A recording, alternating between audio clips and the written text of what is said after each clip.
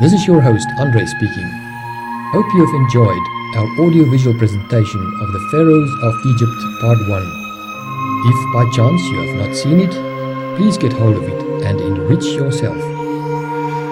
May the human story of the first Egyptian monotheistic royal couple increase your social skills.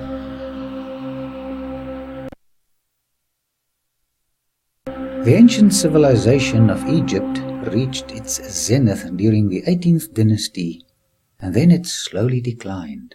Why? Well, history tells us that they rejected God's offer of salvation, as we'll see, and then they also persecuted his people.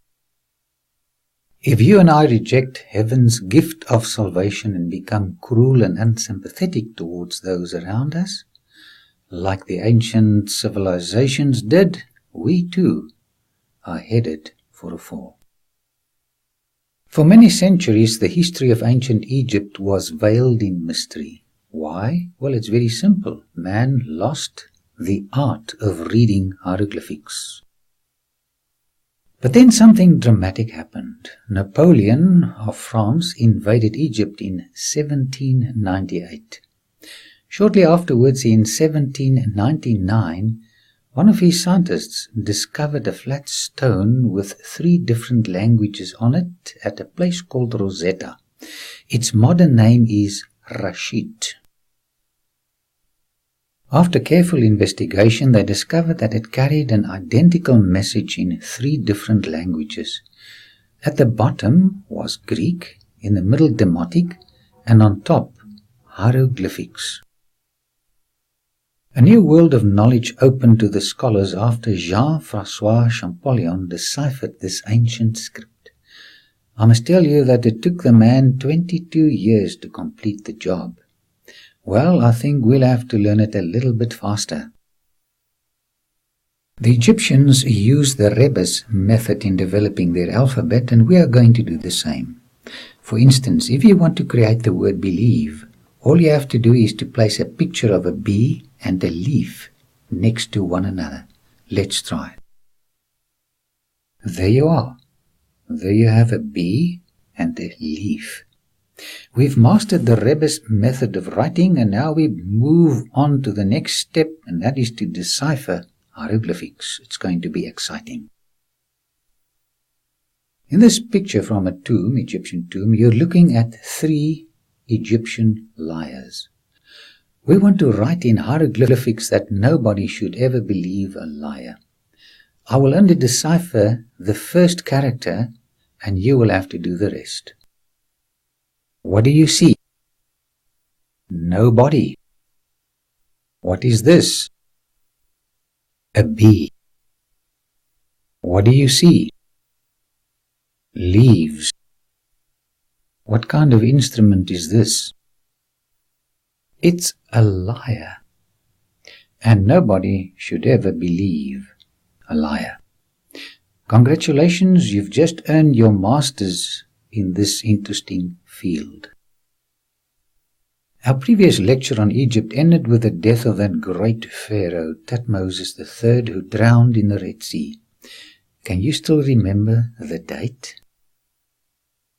March 17, 1450 BC. And now we come to the next pharaoh. History calls him Amenhotep II or Amenophis. The record tells us that he became co-ruler of Egypt with his father Thutmose III in 1453 BC. And of course he was crowned as the sole ruler 3 years later in June 1450 BC.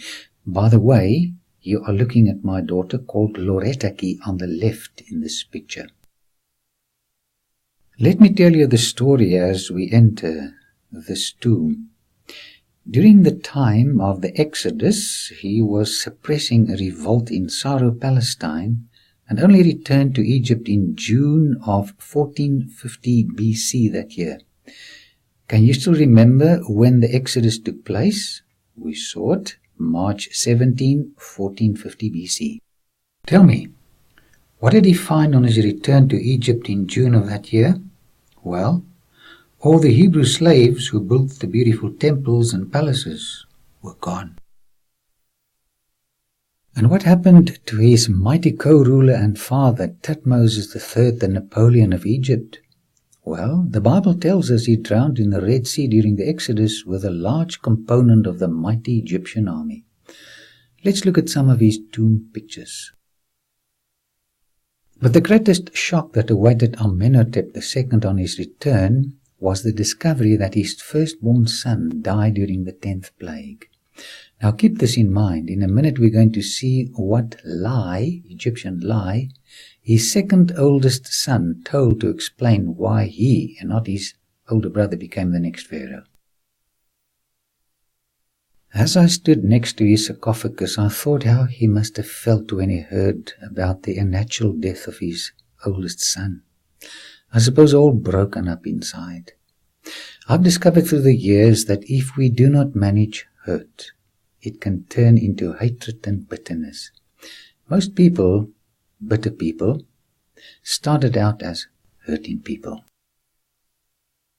And this is exactly what happened to him. On his arrival at Memphis, he was so bitter that he decapitated a few Semitic prisoners of war from Syro-Palestine and later displayed their heads on the walls of the Karnak temple. When I looked at his mummy next to that of his father, I thought how easy it is to change from hurt to aggression. The Bible says the only therapy for hurt is to forgive. Ephesians 4:32 says, "Be kind and compassionate to one another, forgiving each other just as in Christ God forgave you." The route on which God led Israel to Canaan after leaving Egypt was a long and a difficult one. At the oasis of Marah, the water was so bitter they couldn't drink it. So God graciously healed the water by placing wood into it. He was trying to teach them to depend on Him for changing the bitter experiences into something sweet.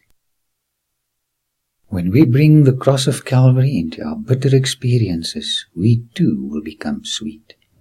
Exodus 13:17 gives another reason why God took them on the long and difficult road on their way to Canaan. When Pharaoh let the people go, God did not lead them on the road through the Philistine country, though that was shorter. For God said, if they face war, they might change their minds and return to Egypt. What did God know? Archaeology tells us that at the very time the Israelites would be heading north, Amenhotep, with the largest portion of the Egyptian army, would be heading south.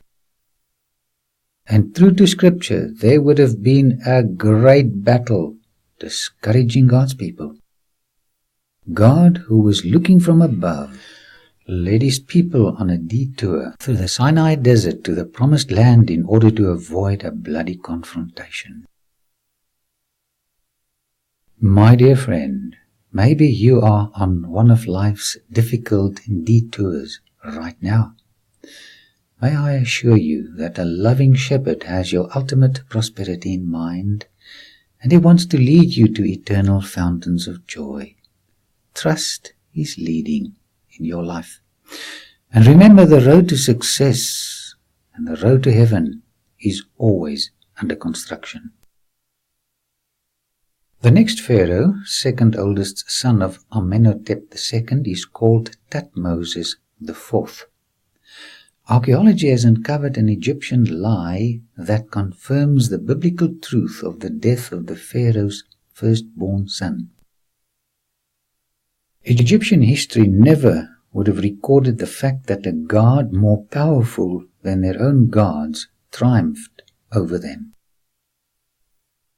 Come with me to the Sphinx at Giza, and I'll show you where they willfully and wrongfully rewrote biblical history.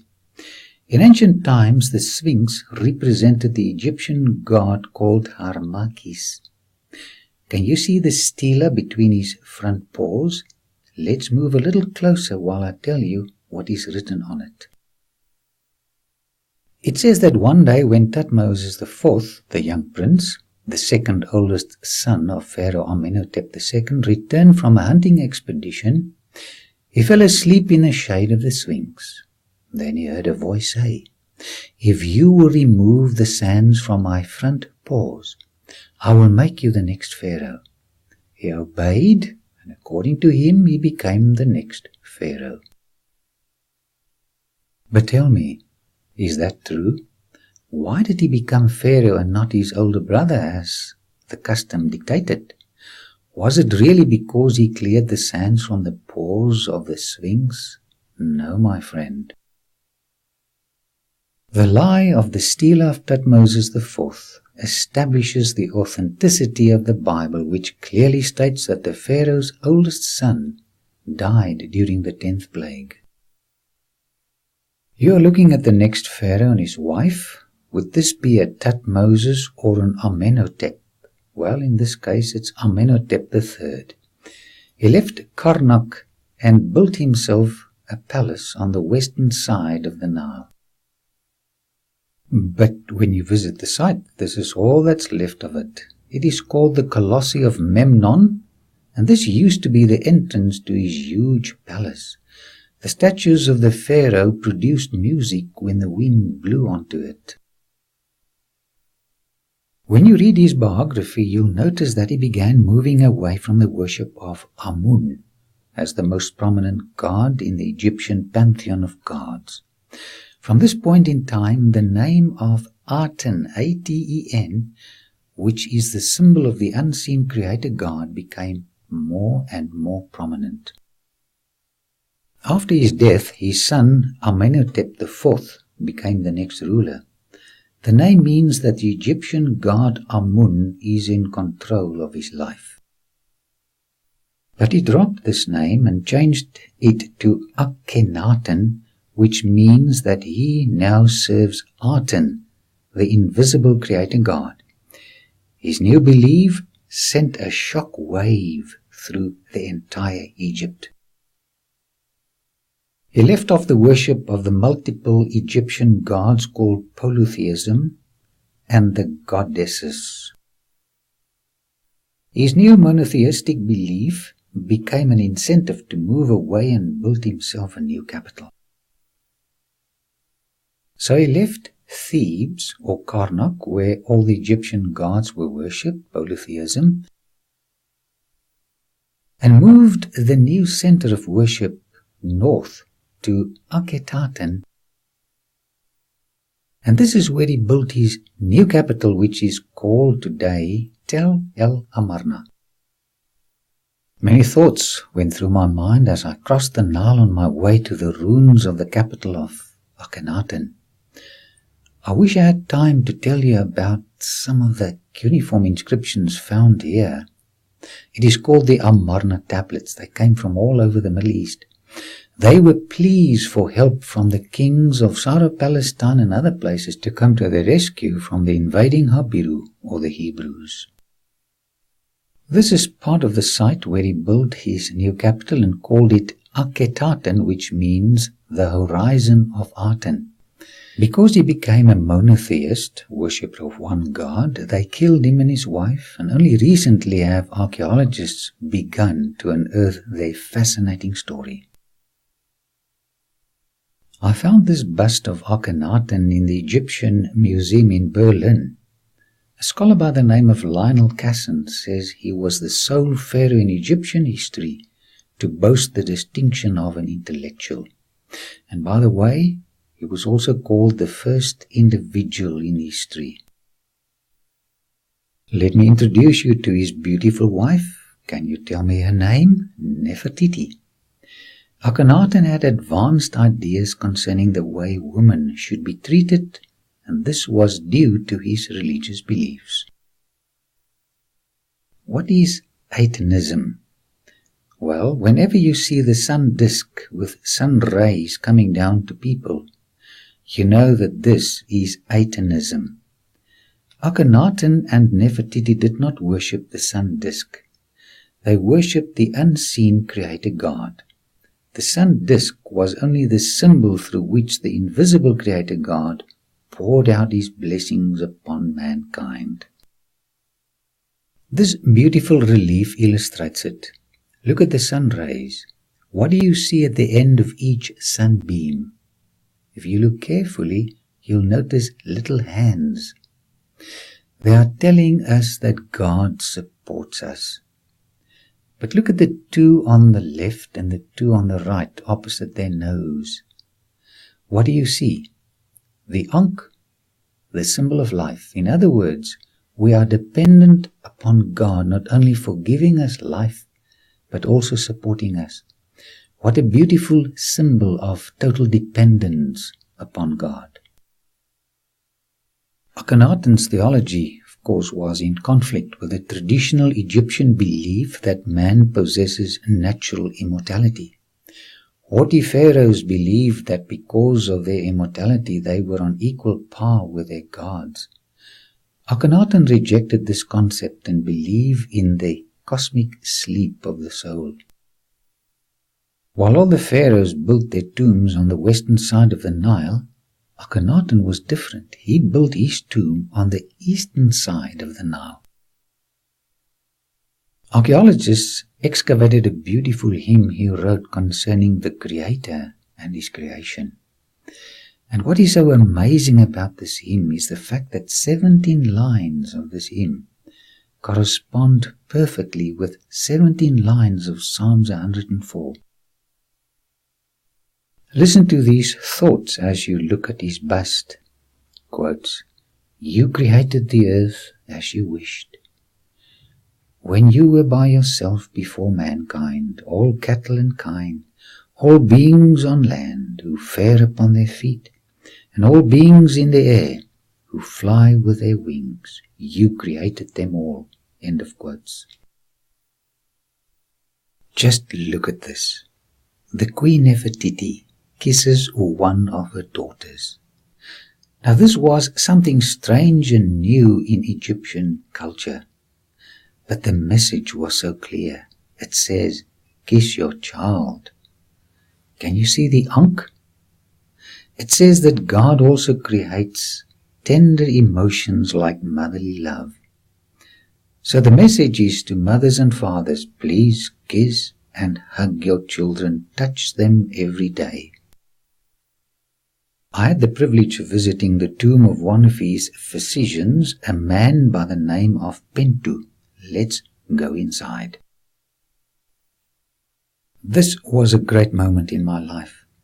What do you see? The sun motif. Life and support, it says, come from above. The doctor held the same convictions as did his king. Whether driving a chariot, helping children, or doing the ordinary chores of life, we need strength from above, says this mural. Dr. Pt.2 also depicted Pharaoh Akhenaten and his wife Nefertiti praying to the unseen God. It appears that the religion of Akhenaten gave him a mature outlook on life and self-acceptance. Accept your bodily defects, he said. If you have a bit of a pot belly, so what? Allow the artists to portray you just as you really are. He introduced a new word in Egypt called ma'at, which means truth. His lips were rather big, but this is how he told his artists to depict him.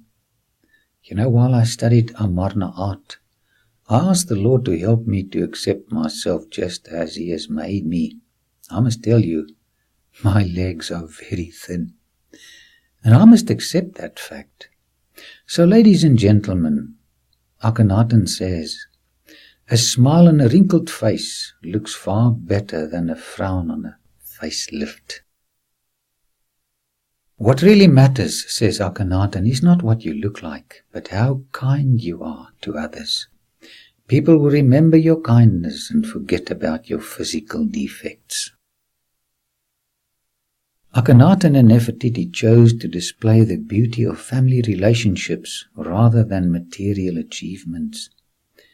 Here you are looking at 3 of their 6 daughters, Meditaten, Mekitaten, and Ankhensenpaten. At this stage, the other 3 sisters were not yet born. Can you see what's happening here? Dad kisses one of his daughters. Mother Nefertiti holds one of them close to her heart. Just look at this exceptional relief. Two sisters relating to one another in a loving way. Father Akhenaten and Mother Nefertiti says that a happy home is far more precious than all the wealth and splendor of Egypt. My dear friend, let us spend a little more time with our precious loved ones. Let's show them a little more affection. Let our homes be a little heaven on earth. Speak gently to one another, and please, let us touch one another more frequently. I'm so glad archaeologists found this broken piece of relief. Akhenaten and his wife Nefertiti. Can you see her sitting on his lap? And she's got two of their daughters on her lap as well. What else do you notice? A bouquet of flowers and fruit. Men, if your wives are not too overweight, and your children are not too big, take them on your lap when you get home and put your arms around them, and tell them that they are the most precious possession you have. The ancient formula for a meaningful relationship was a gentle touch. What a simple, easy way to create a meaningful and lasting relationship. The religious reforms of Akhenaten and Nefertiti were more than Egypt could tolerate, but thanks to dedicated archaeologists who uncovered the messages they left behind. No one will ever be able to destroy these messages of kindness, love, and consideration. While sculptors were busy on the second bust of Nefertiti, she and her husband Akhenaten were brutally murdered. Murdered because they believed in the cosmic sleep and not in the immortality of the soul. Murdered because they did not build their tombs on the western side of the Nile like all the other pharaohs did, but on the eastern side. They were put to death because they dared to believe in Ma'at, the Egyptian name for truth. And I bring honor to this great couple. Before their death, their third eldest daughter, called Ankhensenpaten, married a man by the name of Pt.2. In this relief, his wife touches her husband. What a message to every married woman. Please touch your husband. One day they received a message from the priests of Thebes at Karnak, telling them to forsake the worship of the creator god Aten and revert back to the worship of Amun. What would you have done? Stick to what you know is the truth and die for it, like your parents did, or forsake truth and live? By the way, the last great test that will come to every human being will be the choice and the manner of worship. More about this when we come to a future lecture on Revelation 13 and 14. Tutankhaten, which means in the living image of Aten, had to change his name to Tutankhamun, which means in the living image of Amun. He had hardly begun enjoying kingship and learning all the names of the Egyptian deities when he suddenly died. Some scholars believed that he was also murdered. I visited Tut's famous tomb in the Valley of the Kings. It was here on November 25, 1922, when Howard Carter and Lord Carnarvon had a glimpse of the most incredible burial treasures ever discovered in the history of mankind. But today the tomb is empty except for the king's gold coffin, which I will show you in a minute. For the rest of his funeral treasures, we'll have to visit the Cairo Museum. Let's go there and have a quick look at it. This is a model of the boat on which Tutankhamun's mummy was transported across the Nile to his final resting place in the Valley of the Kings. Just look at this fine workmanship. At the entrance of the tomb they found these life-size statues of the king. It's black wood covered with gold. Egypt had an oversupply of gold, so they produced these shoes of gold for Tutankhamun to walk around in his afterlife. Because he forsook the worship of the Creator God, he had to collect quite a few minor Egyptian gods to accompany him in his afterlife. The Apis bull was one of them. The Israelites followed this cult and made themselves a bull in Sinai and worshipped him as well. They found something very interesting in this little sarcophagus. Let's open it. This is what Howard Carter found. He opened the lid and found beautiful alabaster objects. Guess what was inside? The king's intestines. Here we see the goddess Serpet guarding the huge chest in which the mummy of the king was found. The artwork on this chest is superb, and of course it is done all in gold. And now for a most exciting discovery. When they opened this huge chest, they found a shining golden coffin. There it is. They opened it with great care and expectation. And what did they find? Another beautiful coffin, much like the first one. Just look at the superb workmanship in goldsmith.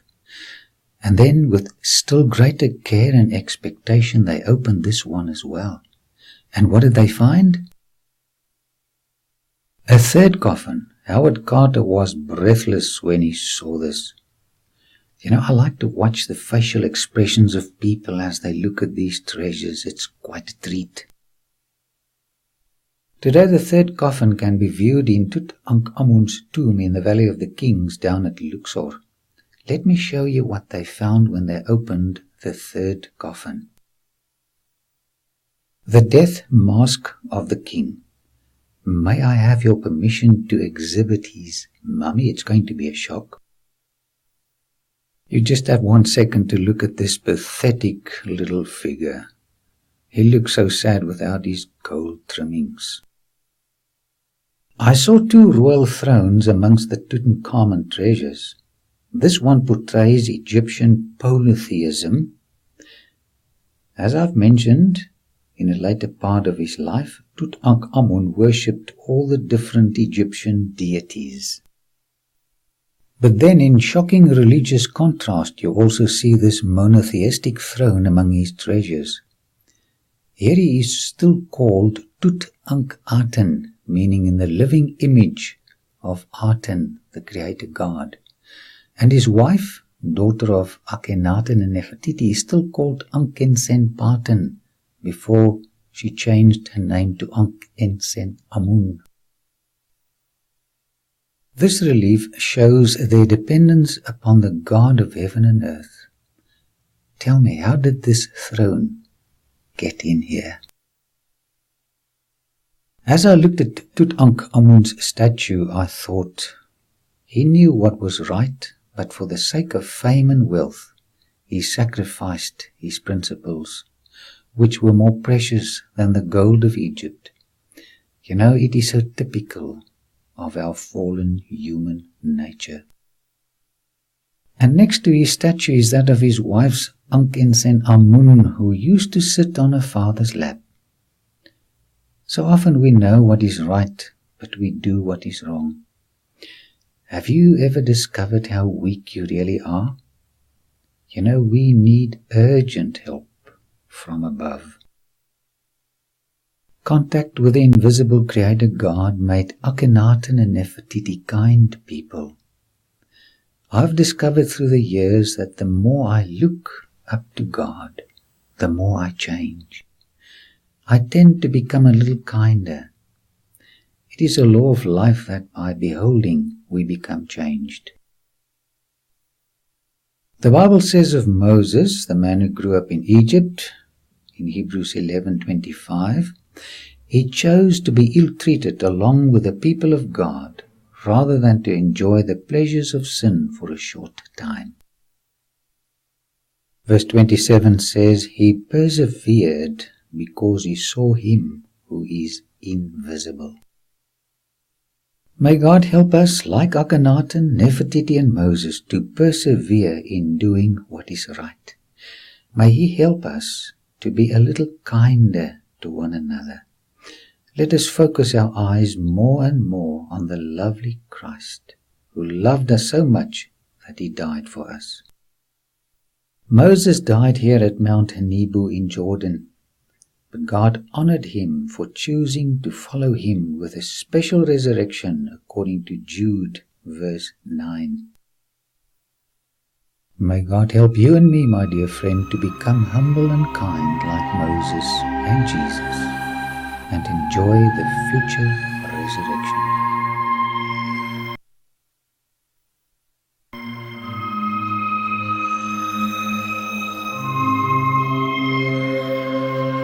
After watching this audio-visual presentation, I have decided to spend more time with my wife and tell her how much I appreciate her. What about you? May God help us to distribute more loving touches than cold censure and criticism.